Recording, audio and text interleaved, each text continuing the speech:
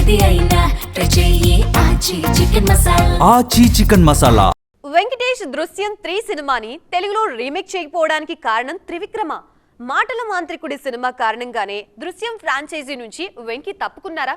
వెంకీ కోసం గురూజీ తన routine track పక్కన పెట్టారా?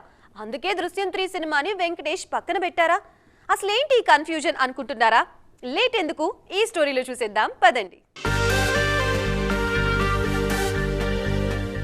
వెంకీ త్రివిక్రమ్ కాంబోలో వస్తున్న సినిమాపై అంచనాలు భారీగా ఉన్నాయి. ఇది కేవలం ఫ్యామిలీ ఎంటర్టైనర్ అనుకుంటున్నారు అంతా.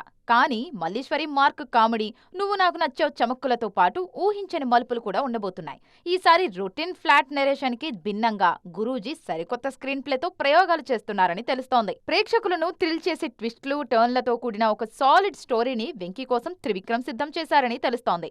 ఈ కథ వల్లే దృశ్యం 3 తెలుగు రీమేక్ ను వెంకటేష్ పక్కన పెట్టారా అనే చర్చ మొదలైంది. ఇప్పుడు త్రివిక్రమ్ సినిమాలోనూ అదే రేంజ్ సస్పెన్స్ ట్విస్ట్లు ఉన్నప్పుడు వెంటనే మళ్లీ దృశ్యం లాంటి మరో థ్రిల్లర్ సినిమా ఎందుకనే ఉద్దేశంతోనే వెంకీ ఆ రీమేక్ కు నో చెప్పారేమో అనిపిస్తోంది. వెంకటేష్ త్రివిక్రమ్ కాంబినేషన్ లో వస్తున్న తొలి సినిమా కావడం, గురూజీ తన స్టైల్ మార్చుకోవడంతో ఈ ప్రాజెక్టుపై అంచనాలు భారీగా పెరిగిపోయాయి.